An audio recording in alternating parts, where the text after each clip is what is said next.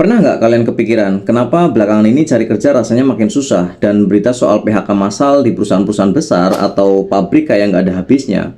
Banyak yang ngira ini cuma karena faktor ekonomi yang lagi lesu, padahal ada pergeseran senyap yang jauh lebih ngeri di belakangnya, yaitu digitalisasi dan otomatisasi. Pekerjaan-pekerjaan yang dulunya jadi sandaran hidup kelas menengah, mulai dari staf administrasi, bagian keuangan, customer service, sampai buruh pabrik terampil, perannya perlahan tapi pasti mulai diambil alih oleh sistem digital, kecerdasan buatan, ataupun robot.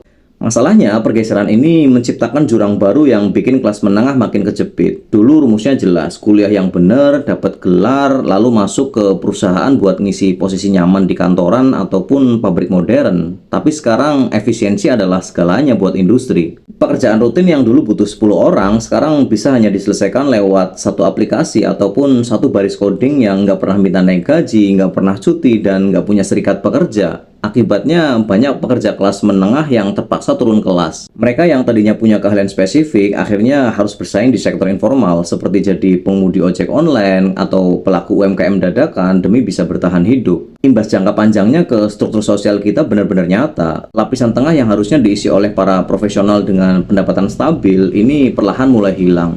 Kita kayak lagi menuju ke sebuah era di mana kelas sosial cuma tersisa dua ekstrim, yaitu segelintir kelas atas yang memiliki modal dan menguasai teknologi, serta kelas bawah yang mengerjakan pekerjaan kasar yang belum bisa digantikan robot dengan upah yang murah. Pendidikan tinggi yang biayanya makin selangit seolah-olah kehilangan taringnya karena industri juga berubah jauh lebih cepat daripada kurikulum kampus. Pada akhirnya, fenomena otomatisasi ini bukan sekedar soal kemajuan teknologi yang keren buat dipamerin. Ini adalah tantangan besar tentang bagaimana manusia harus mendefinisikan ulang keahliannya agar tidak kalah saing dengan mesin. Kita nggak bisa cuma ngandelin ijazah atau rutinitas yang itu-itu aja, karena di masa depan fleksibilitas dan kemampuan beradaptasi adalah satu-satunya pelindung kita agar tidak tergeser dari roda ekonomi. Menurut kalian yang lagi kerja kantoran atau di industri saat ini, seberapa besar sih ancaman digitalisasi ini mulai terasa di tempat kerja kalian? Yuk, kita diskusi di kolom komentar.